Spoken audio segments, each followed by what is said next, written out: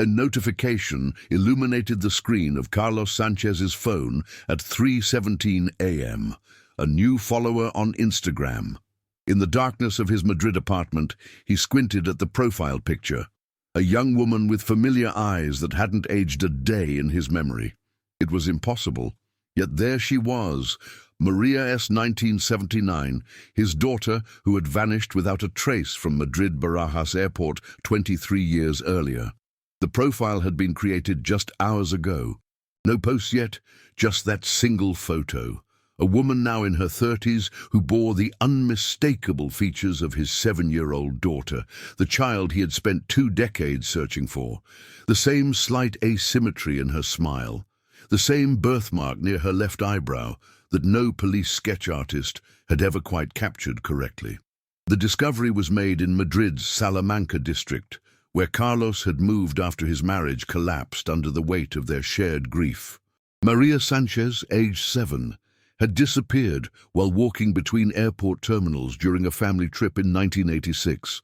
The Instagram profile was discovered during Carlos's late-night ritual of searching his daughter's name across social platforms, a habit his therapist had long advised him to abandon. Maria had been a bright, vivacious child who loved to collect souvenir keychains from every city she visited. On the morning of her disappearance, she had been wearing her favorite red coat with wooden toggles, clutching a small plush rabbit named Hop that her grandmother had sewn. "When we get to London, Papa, I'm going to take pictures of the big clock," she had told him just hours before vanishing.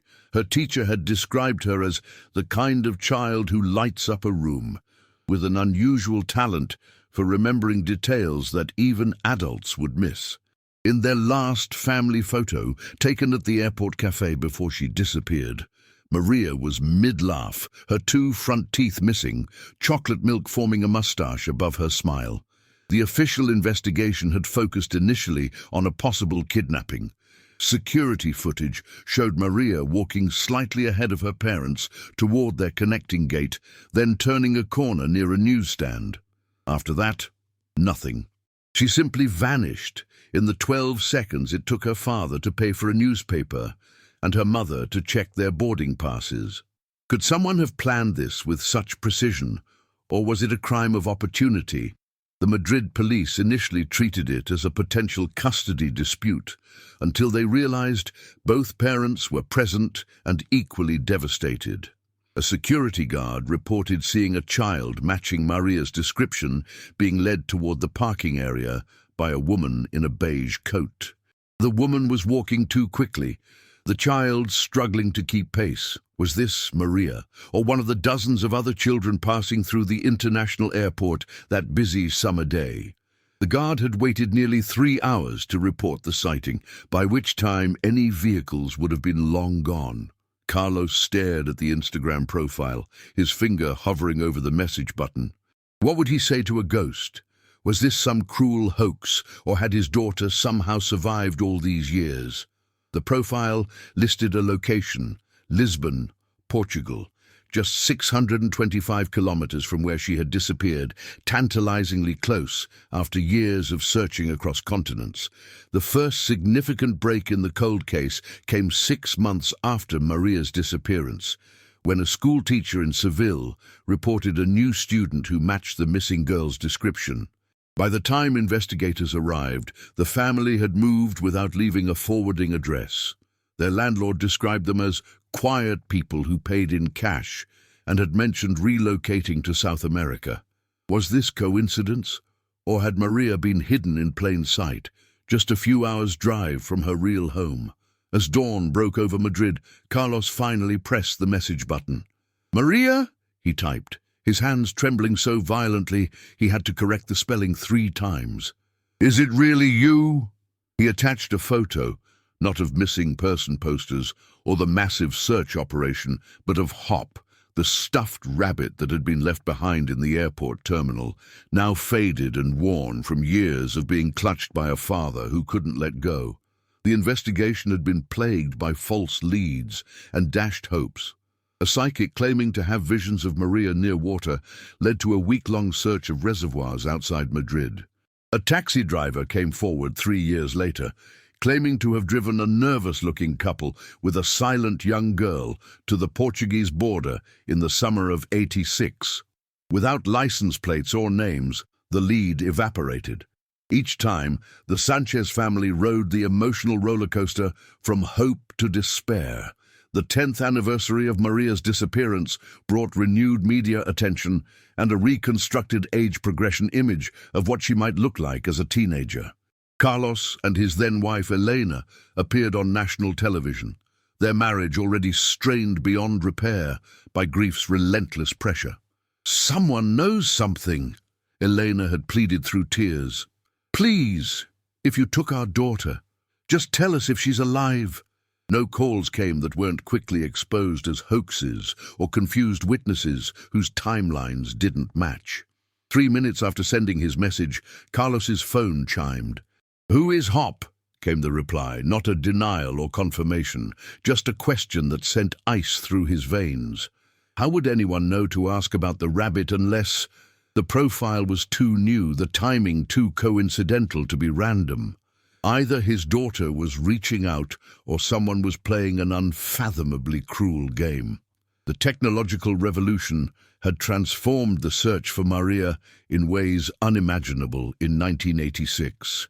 From milk cartons and newspaper ads to internet forums and social media campaigns, her face had been shared millions of times across platforms that didn't exist when she disappeared.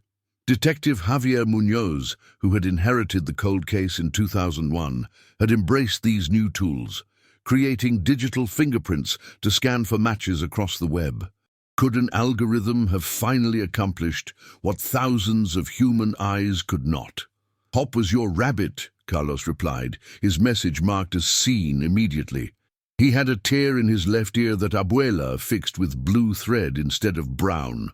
Details that had never been published, never shared in press conferences or police reports. Details only Maria would know. 3 dots appeared, disappeared, appeared again. Carlos held his breath. The turning point in the investigation came from the most unexpected source. A retired airport janitor, clearing out his apartment before moving to a nursing home, found an old maintenance logbook from 1986. In it, he had noted a strange interaction, a woman asking about access to service corridors near the terminal where Maria had vanished. The janitor had thought little of it at the time, but in retrospect, the timing aligned perfectly with the disappearance. The woman had claimed to be meeting her husband, who worked in airport security, but no security personnel matched the name she had given.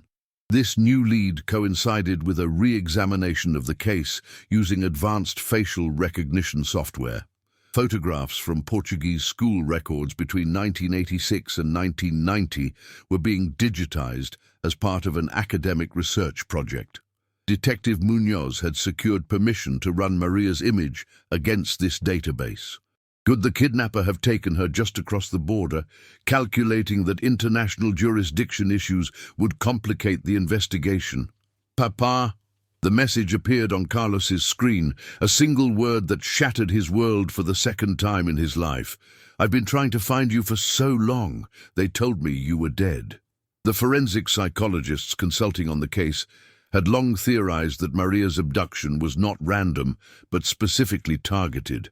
The precision timing, the clean getaway in a crowded airport, the ability to immediately comfort or silence a normally outgoing child, all pointed to someone familiar with both the airport layout and potentially with Maria herself. Had she been taken by someone she recognized, someone who could convince a 7-year-old to follow without causing a scene? Carlos's fingers moved frantically across the screen. "Who told you that? Where have you been? Are you safe?" A lifetime of questions compressed into frantic text bubbles. The reply came not as a message, but as a video call request. With shaking fingers, Carlos accepted. The face that filled his screen was both familiar and foreign. Maria's eyes, Elena's chin, his own high forehead. A grown woman who was unmistakably the daughter of her parents, yet a stranger shaped by years they hadn't shared. "They said you and Mama died in a car crash," she said in Portuguese accented Spanish. "They showed me newspaper clippings. I believed them until I found a missing person forum 3 days ago with my picture. My picture, but not my name." The investigation had stalled repeatedly on the question of motive. The Sanchez family was solidly middle class. No ransom demands had ever been made. They had no enemies, no connections to criminal organizations. Maria had not been targeted by any known pedophile networks operating in Europe at that time. What remained was the most painful possibility of all, that she had been taken specifically to be raised as someone else's child. Throughout Europe in the 1980s, a black market for illegal adoptions had flourished, catering to wealthy couples desperate for children and willing to ask few questions about origins.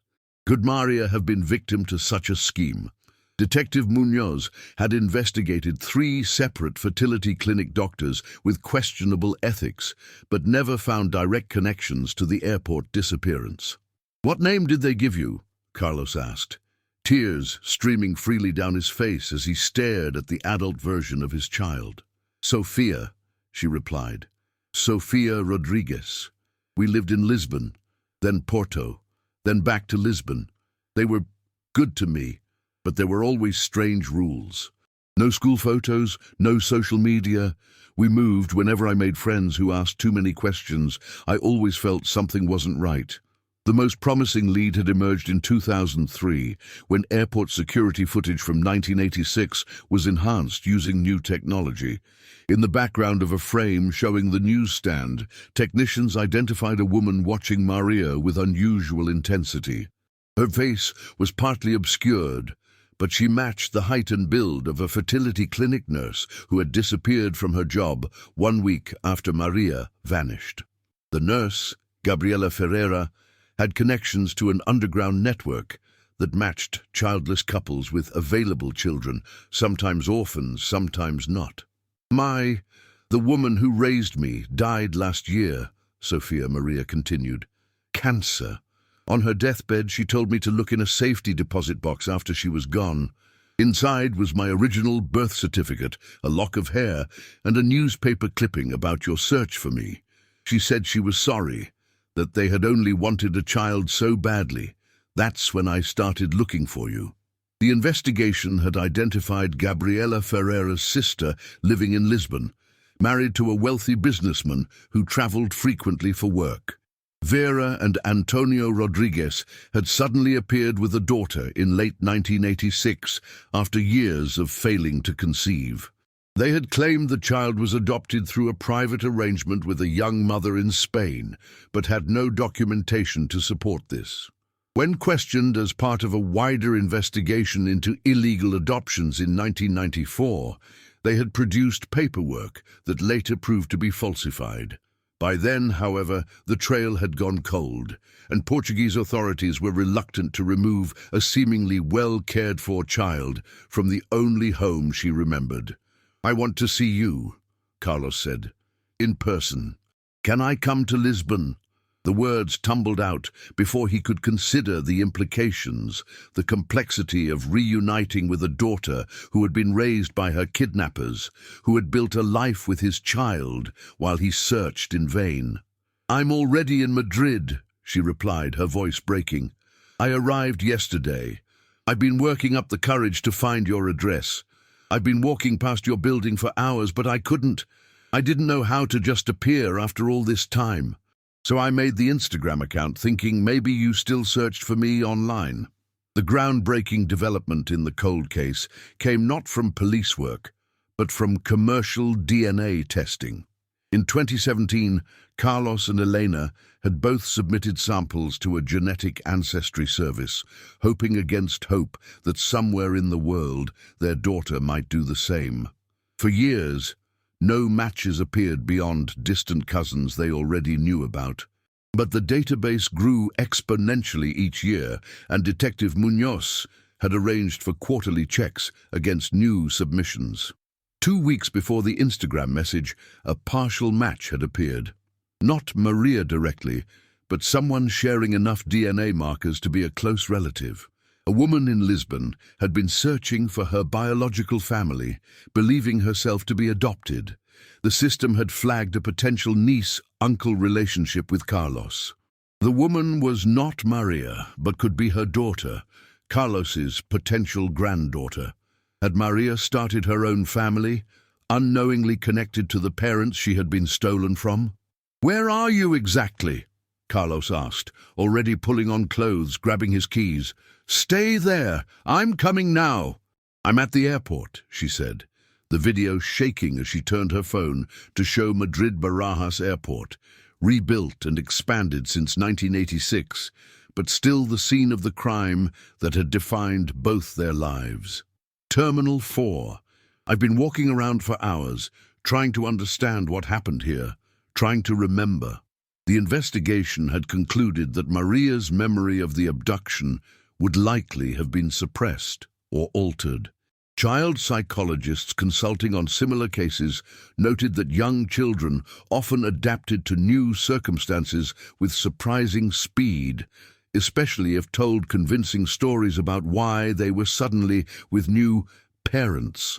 The trauma of separation could be buried deep in the subconscious, emerging only as inexplicable fears, recurring nightmares, or a persistent sense of something missing. Carlos ran to his car, still clutching his phone, unwilling to end the call even for a moment lest she disappear again. "Don't move," he pleaded. "I'll be there in 20 minutes. After 23 years, please just wait 20 more minutes." "I will," she promised. "I found an old newsstand. It feels familiar somehow. I'm staying right here." The key breakthrough that would have broken the case had been there all along, buried in records that took decades to digitize and cross-reference. Antonio Rodriguez, the man who raised Maria as Sofia, had been employed by a security contractor at Madrid Barajas Airport in 1986, with access to non-public areas and knowledge of camera blind spots. His wife, Vera's sister, was Gabriela Ferreira, the fertility clinic nurse who had observed Maria at the airport. The abduction hadn't been random opportunity, but a carefully orchestrated plan by a couple desperate for a child, with inside knowledge of both the airport and the vulnerable fertility patients who had confided their deepest desires for a family. As Carlos navigated the early morning Madrid traffic, Detective Muñoz's phone was also ringing. The DNA results had been confirmed. The woman in Lisbon was indeed related to the Sanchez family. Facial recognition from her social media photos showed striking similarities to age progression estimates of Maria. After decades of dead ends, two separate investigative threads were converging at once, technology finally accomplishing what traditional police work could not. Carlos parked haphazardly in the airport's short-term lot and ran through the terminal, following the video call's guidance. And there she was, no longer a missing child on posters, but a grown woman standing by a newsstand, looking up as he approached. For a moment, neither moved, separated by meters that represented decades. "Maria," he said, the name both a question and an answer. "I remember this place," she replied, gesturing to the newsstand. "I remember you buying a newspaper. I remember turning to look at a display of keychains, and a woman asking if I wanted to see something special just around the corner. She knew my name. She said you knew her, that it was okay." The final pieces of the investigation would later reveal that Vera Rodriguez had studied Maria's routine for weeks before the abduction, learning her name, her interests, her trust in adults who seemed to know her parents. Airport employment records confirmed Antonio had been working a shift that day, perfectly positioned to disable a security camera for the critical 2-minute window when Maria was led away through a service corridor. Carlos closed the distance between them, hesitating before opening his arms. "May I?" She nodded, tears streaming down her face as they embraced for the first time in 23 years. "They weren't monsters," she said into his shoulder. "They loved me, but they stole me from you. How do I reconcile that?" The psychological complexity of Maria's situation represented a rare case study in abduction trauma. Unlike victims rescued as children, she had lived a full life as Sophia, with genuine attachments to the very people who had orchestrated her kidnapping. The bonds formed over decades were real, even if built on a foundation of criminal deception. She would need to integrate two separate identities, the stolen Maria and the raised Sophia, into a coherent sense of self. "We have time," Carlos said, holding his daughter as airport travelers streamed past, unaware of the miracle unfolding beside them. "We have all the time now. Your mother, Elena, she'll want to see you too. We're not together anymore, but she never stopped looking either." The investigation would now enter its final phase, potential prosecution of Antonio Rodriguez, who was still alive and living in Porto. The statute of limitations on kidnapping had been extended for cases involving minors, but the legal complexities of trying a now elderly man for a crime committed decades ago against a victim who expressed ambivalence about punishment posed unprecedented challenges for the Spanish and Portuguese judicial systems. "I have a daughter," Maria Sofia said, pulling back to show Carlos her phone. "Luisa. She's 7, the same age I was when... She's the one who convinced me to finally search for my real family. She found an old photo in my birth mother's, in Vera's things, and said I looked like the girl in the missing person website she saw at school during a safety lesson. Children see things so clearly sometimes." The most poignant irony of the case emerged in the DNA findings. Luisa's genetic profile revealed that Maria's daughter, Carlos's granddaughter, shared markers with Vera Rodriguez's biological family.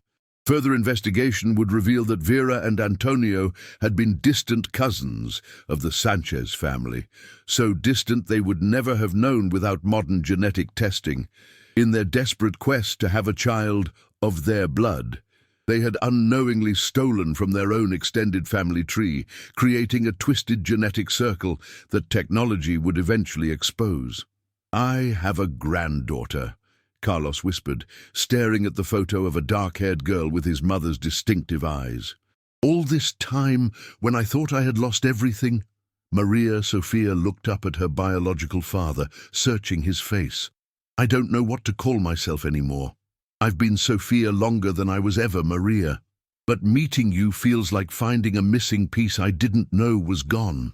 The resolution of the Madrid airport disappearance would become a landmark case in modern criminal investigation, demonstrating how advances in technology could eventually solve crimes that had baffled conventional methods for decades. The combination of facial recognition, DNA analysis, digital record integration, and social media had accomplished what thousands of man-hours could not. But it also raised profound questions about identity, family, and the meaning of justice after so much time had passed. "You can be whoever you need to be," Carlos said, still unwilling to break physical contact, his hand on her shoulder as if she might vanish again. "Names are just sounds. You're my daughter. That's what matters." Maria Sofia nodded, then gestured toward the exit. "Can we go home now? I've spent enough time in this airport for one lifetime." As they walked toward the parking lot, Carlos's phone buzzed with a message from Detective Munoz. "DNA confirmed. 99.9998% match. It's her." Technology had provided certainty, but Carlos needed no further proof beyond the woman walking beside him, carrying the same slight asymmetry in her smile that he remembered from 23 years ago. The legal proceedings that followed captured international attention. Antonio Rodriguez, now 78, admitted to his role in the abduction, but maintained they had acted out of love rather than malice. "We gave her a good life," he told investigators. "We couldn't have children. Vera was dying inside. We convinced ourselves we were saving Maria, not stealing her." The court would eventually sentence him to house arrest rather than prison, acknowledging both the severity of the crime and the complexity of Maria Sofia's wishes regarding punishment. The deeper investigation revealed a network of illegal adoptions spanning southern Europe throughout the 1980s and 90s, with dozens of children potentially trafficked through similar schemes. Maria's case would help bring resolution to at least 7 other families whose children had disappeared under similar circumstances, though many more would never be solved. The network had operated on a simple but devastating business model: identify desperate, childless couples willing to pay, then find children who could be taken with minimal risk. 3 months after their airport reunion, Carlos sat in Elena's living room, the 3 of them together for the first time in decades. "I still have your room," Elena said, clutching her daughter's hand. "I could never change it. Every birthday I added a gift, waiting for you to come back and open them all." "My 23 unopened birthday presents," Maria Sofia said softly. "I don't know if I can face seeing them all at once."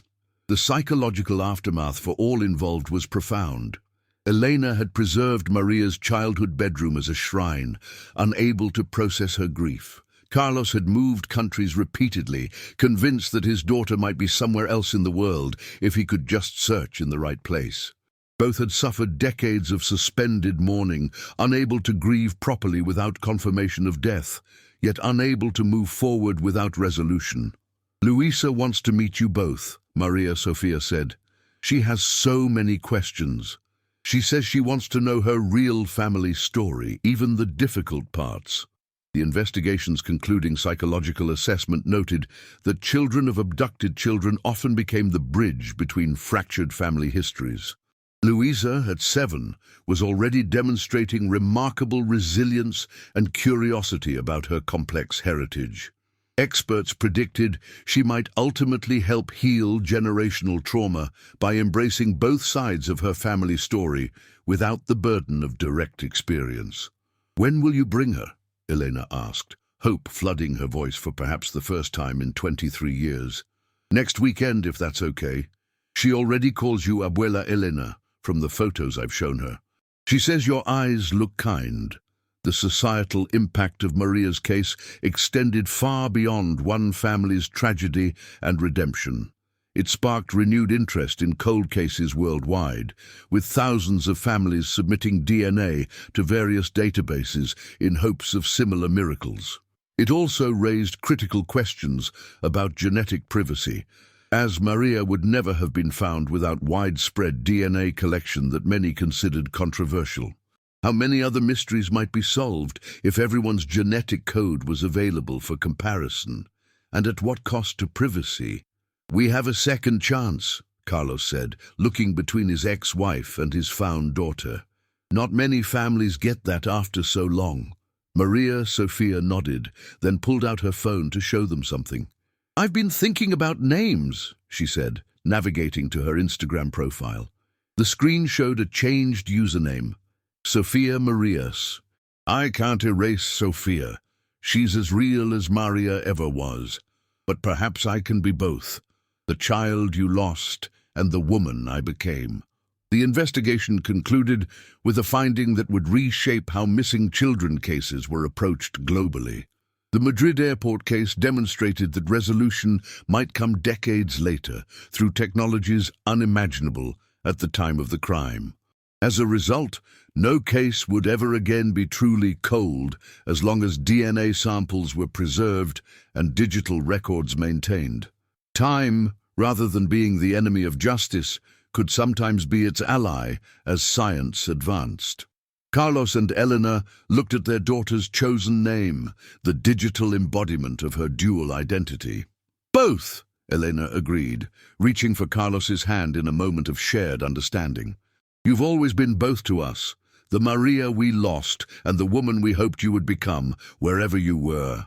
As the afternoon light filled the room, Maria Sofia received a notification on her phone, a message from Antonio, her kidnapper and the only father she had known for most of her life. After a moment's hesitation, she showed the screen to Carlos and Elena. "I hope they can forgive what is unforgivable. I hope they know how much we loved you, even through our terrible mistake." The case raised profound questions about the nature of forgiveness and justice. Could a loving upbringing mitigate the crime of stealing a child? Could good intentions ever justify such profound violation of family bonds?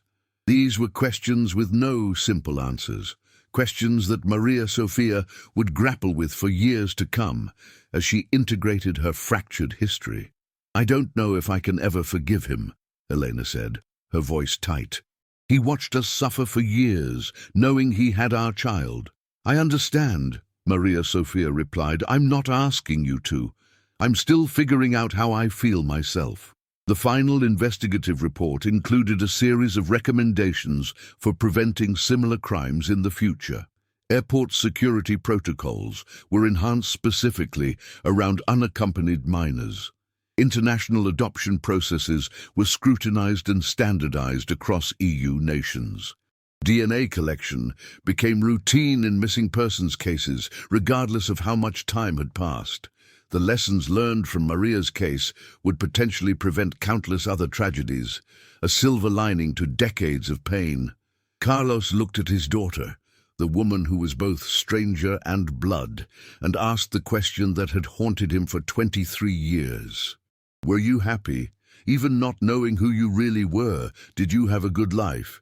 The most difficult aspect of resolution in long-term missing children cases was confronting the life that might have been against the life that was. Both Maria's biological parents and Maria herself would forever wonder about the parallel timeline, the family vacations never taken, the graduations missed, the daily moments of connection erased by a single criminal act. Psychological experts called this ambiguous loss. Grief complicated by imagining how things might have been different. "I was loved," she answered carefully. "Not in the right way, not by the right people, but I was loved. I had friends, education, opportunities. I became a teacher, like you, Papa, though I never knew that's what you did too. Some things, it seems, are in our blood." The DNA analysis had revealed one final, remarkable detail. Maria Sofia had inherited a rare genetic marker associated with exceptional memory, the same marker present in Carlos, who had been renowned for his ability to recall his students' names decades after teaching them. This shared trait had manifested in Maria Sofia becoming an award-winning educator known for connecting deeply with her students. Nature had asserted itself despite the nurture provided by different parents. "We can't get back what was taken," Carlos said. "But perhaps we can build something new, something that honors both the family we should have been and the people we've all become." The international investigation officially closed with a press conference announcing the resolution of one of Spain's most infamous cold cases. Detective Muñoz, now nearing retirement, told assembled journalists, "This case reminds us that hope is never wasted. Technology advances, people make mistakes, consciences trouble even the most determined criminals. Time is often on the side of truth." Maria Sofia stood between her biological parents, facing the world as both the lost child and the found woman. "I have two histories now," she told reporters. "I'm learning to weave them together into one life." The most enduring question in abduction cases was always identity. Who would Maria have become had she never been taken? The philosophical implications fascinated researchers, who noted that Maria Sofia's case offered a rare opportunity to examine how much of identity is innate versus shaped by environment. Despite growing up with different parents in a different culture, she had independently chosen her biological father's profession and exhibited many of his mannerisms and interests. As cameras flashed around them, Carlos leaned close to his daughter. "When you were 7, just before you disappeared, you told me you wanted to see Big Ben in London. We never made it there. That connecting flight, maybe, when you're ready, we could finally take that trip. You, me, Elena and Luisa." The psychological literature on reunification after prolonged separation emphasized the importance of creating new shared experiences rather than dwelling exclusively on what was lost. Joint travel, especially completing interrupted journeys, could serve as powerful healing rituals for families torn apart by abduction. Maria Sofia smiled, that same asymmetrical smile Carlos had recognized in her Instagram photo. "I'd like that," she said, "to finish what we started." As they left the press conference, Maria Sofia's phone buzzed with notifications. Thousands of messages from families still searching for their own missing children, asking how she had been found, whether there was hope for them too. The weight of representing so many others' unfulfilled dreams settled on her shoulders. The statistical analysis was sobering. For every Maria who found her way home after decades, thousands of other missing children cases remained unsolved. Yet her story provided a blueprint for how technology, persistence, and chance could sometimes align to produce what many would call a miracle. Each technological advance, from DNA databases to facial recognition to digital record integration, increased the odds of more such resolutions. "We can help them," Carlos said, noting her expression as she scrolled through the messages. "Your story can guide others, if you want that." The psychological impact of Maria's return rippled through communities far beyond her immediate family. Support groups for parents of missing children reported surges in attendance and renewed determination. Cold case detectives worldwide began re-examining decades-old files with fresh eyes and new technological tools. The Madrid miracle, as media dubbed it, catalyzed a revival of hope in cases long considered unsolvable. "I do," Maria Sofia said decisively. "For 23 years, I didn't know I was lost. Now that I'm found, I need to make that mean something for others too." The final assessment from investigators noted that Maria Sofia's case would forever change how missing children cases were approached. The message was clear. No matter how much time had passed, families should never abandon hope completely. DNA databases grew more comprehensive each year, facial recognition systems became more sophisticated, and sometimes a child who didn't know she was missing would create an Instagram account, searching for parents she had been told were dead. As they walked toward Carlos's car, Maria Sofia paused to look back at Madrid, Barajas Airport, the place where one life had ended and another begun, now transformed into the site of her rebirth as a whole person. "It's strange," she said, "to find yourself in the same place you were lost." The final question that haunted everyone involved was whether justice had truly been served. Antonio would live out his remaining years under house arrest, but Vera had died, never facing consequences for her actions. The Sanchez family had recovered their daughter but lost 23 irreplaceable years. Maria Sofia had gained her true identity, but lost the uncomplicated narrative of her life. Was this justice, or merely the least worst outcome after so much damage had been done? "I think," Carlos said, following her gaze to the airport terminal, "that sometimes being found is enough." The case of the Madrid airport disappearance would be studied for decades by investigators, psychologists, and ethicists alike. It represented both the worst of human selfishness and the best of human resilience. How one family's desperate desire for a child led them to commit an unforgivable crime, and how another family's refusal to give up hope eventually led to healing.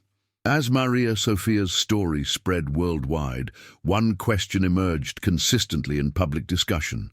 Could something like this happen today, with advanced security, cameras everywhere, and instant communication? Experts cautioned that human ingenuity, for both good and ill, always evolved alongside technology. For every new security measure, there would always be those determined to circumvent it. Vigilance remained the price of safety. "Ready to go home?" Carlos asked, unlocking his car. "Which home?" Maria Sofia asked, the question laden with the complexity of her situation. Her apartment in Lisbon, her childhood bedroom preserved by Elena, Carlos's current residence. The psychological journey ahead would be neither simple nor quick. Experts in reunification counseling emphasized that rebuilding relationships after decades of separation required patience and realistic expectations. The 7-year-old girl and her father were gone forever. In their place stood two adults, connected by blood, but separated by experience, needing to forge new bonds rather than trying to recapture what was lost. Carlos considered her question carefully. "Wherever we're together," he finally answered. "That's home now." The investigative file, stretching to thousands of pages accumulated over 23 years, ended with a simple notation: "Case resolved. Subject recovered alive." Such clinical language could never capture the emotional magnitude of what had transpired. How a single Instagram notification at 3:17 a.m. had rewritten the ending to a tragedy that had defined 3 generations of a family. Maria Sofia looked at her father, then at the airport behind them, then toward the city where her mother waited. "I'd like to see all of them," she said. "All the homes I've had and might have had. I think that's the only way I'll ever understand who I really am." "And what about you? If someone you loved vanished without a trace, how long would you keep searching? Would you recognize them if they returned as someone else entirely? Or is the bond between parent and child strong enough to transcend even decades of separation and deception?